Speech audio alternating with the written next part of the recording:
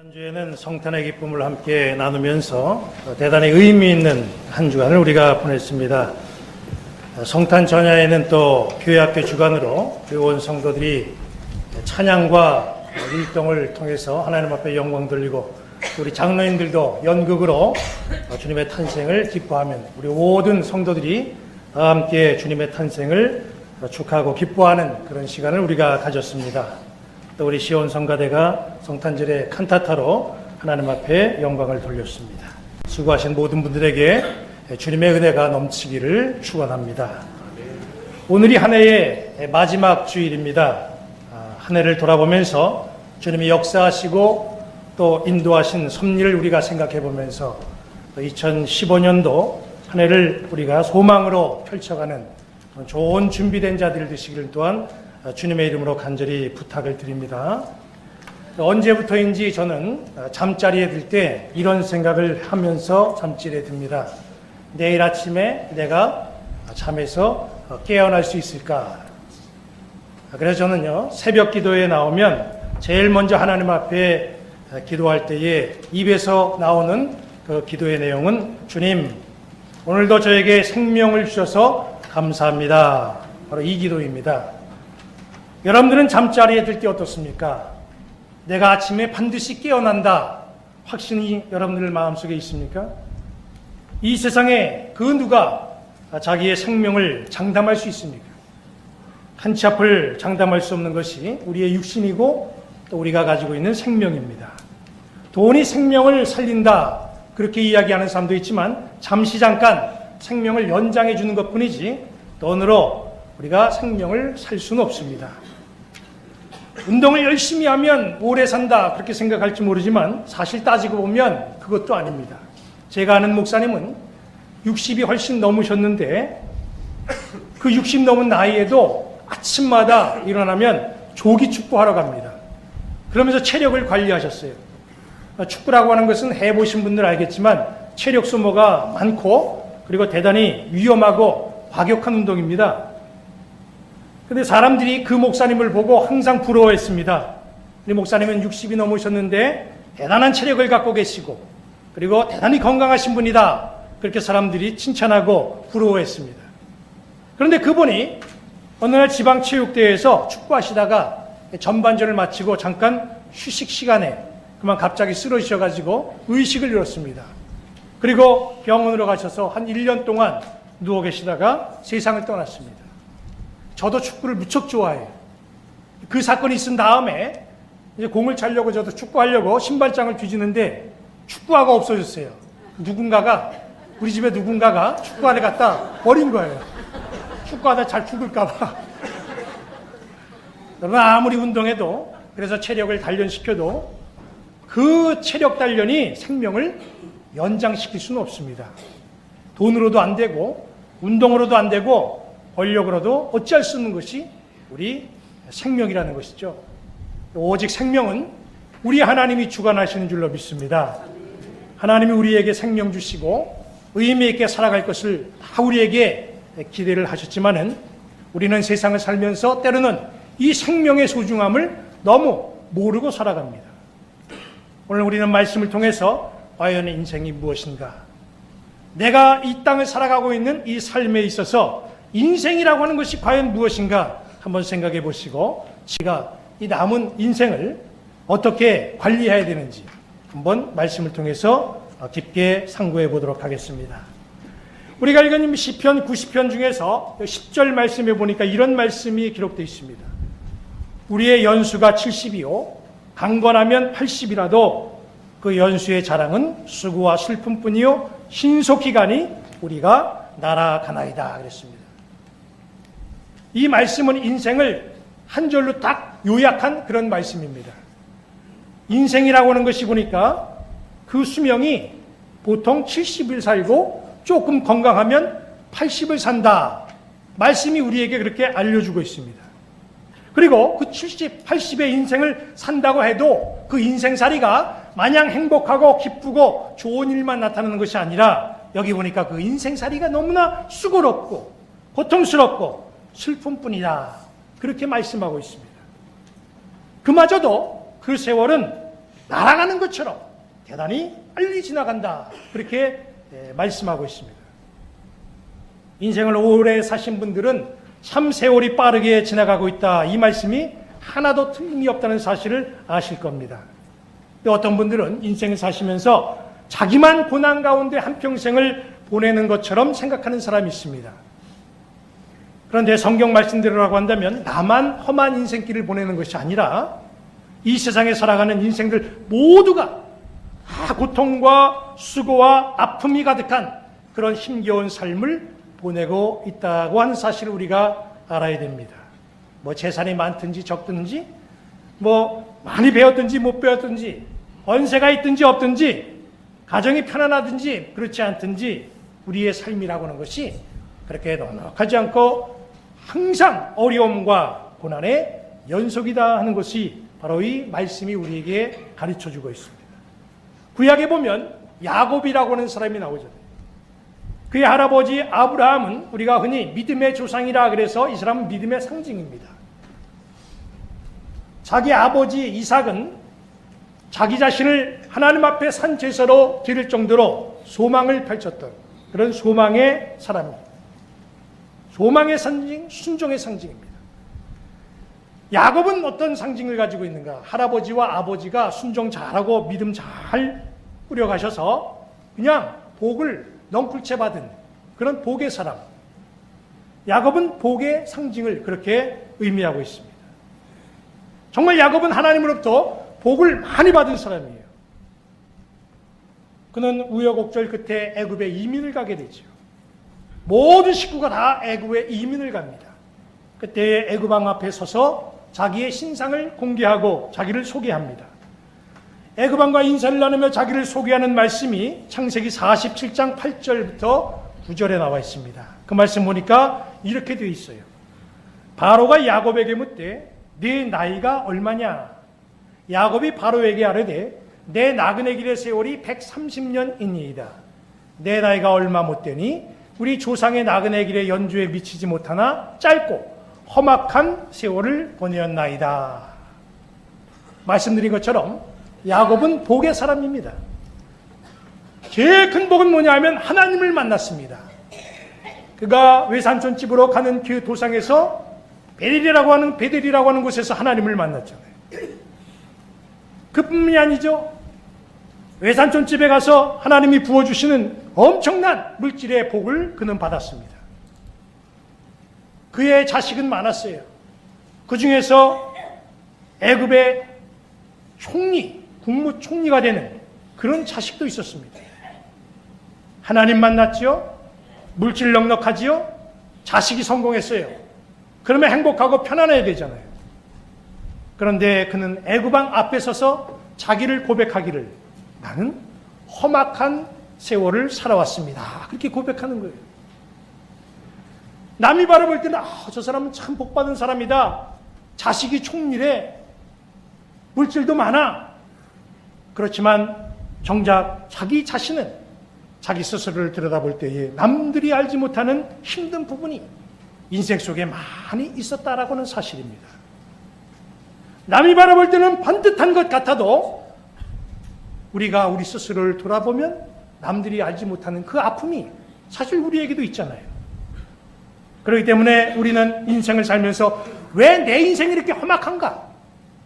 왜 내 인생이 이렇게 기가 막힌가? 한탄만 하지 마시고 지금 살고 있는 내가 가장 보람있게 사는 방법이 무엇인가? 이걸 생각하시고 보람있게 사시다가 주님께로 돌아가는 그런 지혜로운 성도가 되시기를 바랍니다.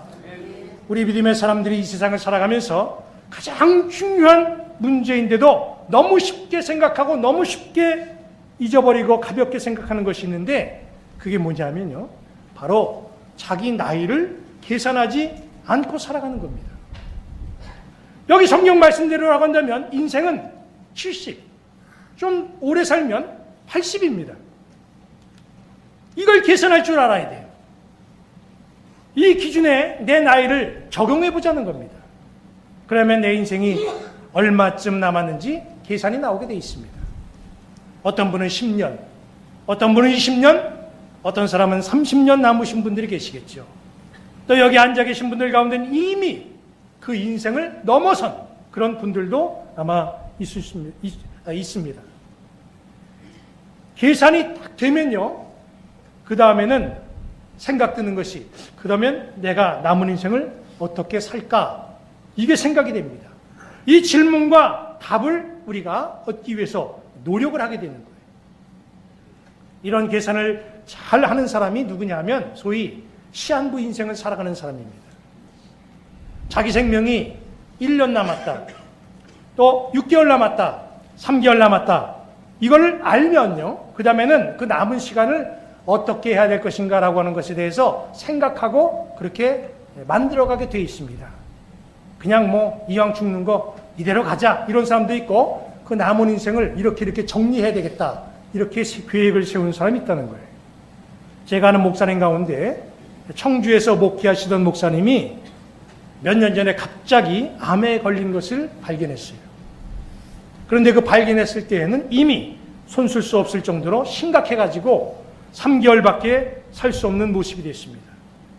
그래서 그 목사님은 이 세상에서 내가 이제 떠날 때가 됐구나, 그걸 이제 아시고 인생의 3개월, 요 남은 3개월을 어떻게 살아갈까에 대한 준비를 하기 시작했습니다.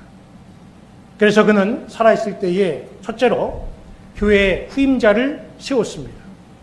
두 번째는 자기의 시신을 병원에 기증한다고 하는 서약서를 썼습니다. 그리고 마지막 세 번째로는 자기가 걸어온 시간들을 글로다가 다 정리했습니다. 교회에서는 남은 가족들을 위해서 아파트를 따로 이렇게 마련해 줬습니다. 3개월 동안 남은 인생을 준비한 그 목사님은 3개월 후에 하나님의 부름을 받았습니다. 생각해보면 어찌 암에 걸린 사람만 시한부 인생이겠습니까? 이 땅을 살아가는 우리도 틀림없이 이 세상을 떠나야만 되는 시한부 인생들입니다. 그렇다고 한다면 남은 우리의 인생을 잘 계산하고 그 남은 인생을 준비할 줄 아는 그런 성도가 되어야 됩니다. 그런데 우리는 이상하게 떠난다는 생각을 잘 하지 않습니다. 그래서 떠날 준비는 더더욱 되어 있지 않습니다. 시편 90편 12절은 이렇게 우리에게 말씀하고 있습니다. 우리에게 우리날 계수함을 가르치사 지혜로운 마음을 갖게 하소서. 내 인생이 얼마나 많은지 잘 계산할 줄 알고 남은 인생을 잘 준비하는 그런 지혜로운 사람들 되시기를 바랍니다. 가장 어리석은 사람은 이 세상을 떠나지 않는다고 하는 그런 생각 갖고 살아가는 사람입니다. 어떤 사람은 이 세상에서 영원히 살 것처럼 착각하는 사람도 있어요. 인생이 앞으로 10년 남았다고 한다면, 정말 5년 남았다고 한다면, 1년 남았다고 한다면, 그 사실을 안다고 한다면 저렇게 살 필요가 있을까? 그런 생각이 들 때가 있어요. 사람이 임종할 때가 되면 두 가지 말만 생각난다고 합니다. 뭐 어떤 사람은 내가 가진 재산을 어디다 다 써야 되고 누구에게 물려줄까? 머리가 복잡할 것 같지만 정작 딱 죽음이 눈앞에 왔을 때는 두 가지 생각만 난다고 그래요. 하나는 뭐냐면 미안합니다. 또 한마디는 뭐냐면 사랑합니다. 두 마디랍니다. 왜 미안해합니까? 이렇게 세상을 떠날 것을 내가 왜 그 사람한테 그렇게 했을까? 돌아보니 별것도 아닌데 내가 왜 그 사람에게 그렇게 모질게 했을까? 내가 왜 그 일을 그렇게 했을까? 자기로 인해서 고통받고 힘들어했던 사람들이 생각나서 미안합니다. 이 말이 나온답니다. 또 한마디는 뭔지 아십니까? 사랑합니다. 이 말이에요. 제가 외국에 있을 때에 어머니가 저에게 편지를 보내셨는데 그 편지 내용에 네 아버지가 나더러 사랑한다더라, 이런 편지 읽었던 것이 제가 기억이 납니다. 그걸 편지에 쓰셔서 저한테 보냈어요. 저는 아버지가 어머니에게 속은 어떤지 모르지만 사랑한다고 하는 말을 한 번도 한 적을 들어본 적이 없습니다. 지금. 속으로는 하셨어도 겉으로 표현을 안 하셨겠죠. 그런데 그런 아버지가 어머니에게 사랑한다고 말씀하셨으니 어머니가 얼마나 당황스럽고 놀랐겠어요. 당연한 일이겠죠. 놀란 것은. 그 고백을 하시고 며칠 뒤에 저희 아버지는 주님의 품으로 돌아가셨습니다. 죽을 때가 되어야 우리는 세상을 사랑의 눈으로 이해하고 바라볼 수가 있습니다. 서로 사랑하라. 이 말씀은 우리는 잘 모르고 살아갑니다. 죽을 줄 모르고 이기적이고 탐욕에 사로잡혀 살아갈 때는 이 말씀은 그냥 성경에 나와 있는 말씀이요 남의 이야기입니다. 그러나 이 세상을 마치고 하늘문이 열릴 때에 우리는 비로소 지금까지 잊고 살아온 이 사랑에 대해서 눈을 뜨게 된다는 사실을 알게 되는 겁니다. 벽제 낙골당에 가면 필기대가 있다고 합니다. 그곳에는 사랑하는 사람을 먼저 떠나보낸 유족들의 애틋한 편지가 기록되어 있는데 편지의 내용들을 정리해서 눈물의 편지라고 하는 책으로 발간이 됐습니다. 그 책에는 평소에 사랑하지 못했던 후회가 담겨져 있습니다. 지금 우리가 제자훈련을 하는데 그 제자훈련 교재에도 그 내용이 나와 있습니다. 남편을 화장터에 떠내보내고 편지를 쓴 어떤 분의 그 편지 내용을 여러분들에게 잠깐 소개하도록 하겠습니다. 여보, 당신이 내 곁에 없다는 것을 부인하고 또 부인하면서 당신을 부르다가 어느새 눈물이 고이곤 합니다. 정말 외롭고 힘들 때에 당신이 남긴 목소리를 들으며 펑펑 울어보지만 난 아직도 시원하게 울어보지 못했어요. 언젠가는 목 놓아 울어보고 싶어요. 여보, 나 직장에 나가요. 힘들고 고통스럽지만 잘 참아내고 있어요.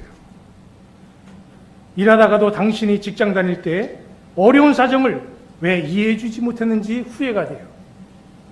눈물을 참느라 천장을 쳐다보고 참곤 해요. 하지만 아무리 힘들어도 열심히 살 테니 걱정 마세요. 당신에 대한 미움 같은 건 이제 다 없어졌어요. 당신을 미워했던 것 하나님 앞에 모두 다 회개하고 살아갈 거예요. 당신이 떠나기 2개월 전 그동안 내가 당신에게 했던 모진 말들 때문에 지금 내 마음이 병이 들었어요. 그러나 사실 나는 마음속 깊이 당신을 사랑했어요. 우리 사랑하는 성도 여러분, 이 세상을 살면서 평소에 이런 마음을 갖고 산다고 한다면 얼마나 좋겠습니까? 그런데 그렇지 못한 모습이 우리의 모습입니다. 머리로는 알지만 가슴으로 와닿지 않는 것이 서로 사랑하라, 그 말씀이에요. 그래서 어떤 시인이 세상에서 가장 먼 거리가 머리에서 가슴까지 가는 거리라고 말했습니다. 죽음을 생각하는 것은 망측한 것이 아니라 가장 지혜로운 것입니다. 이 시간 각자 남은 인생에 대해서 잠시 생각을 해보시길 바랍니다. 본문 말씀대로라고 한다면 나는 지금 이 세상에서 얼마나 남았습니까? 몇 년 남았습니까? 세월이 화살처럼 빠르게 지난다고 성경은 말씀을 했습니다. 말씀처럼 어느덧 2014년이 끝자락에 와 있습니다. 빠르게 지난 이 세월 속에서 하나님의 자녀로서 주님이 왜 나를 이 세상에 내셨는지를 잘 생각해 보시기 바랍니다. 우리 부평중부교회 모든 식구들 나이를 계산하며 사시기 바랍니다. 그리고 죽음을 멋지게 준비하시기 바랍니다. 그래서 남은 인생 보람 있고 멋지게 보내는 성도들 되시기를 주님의 이름으로 간절히 축원합니다.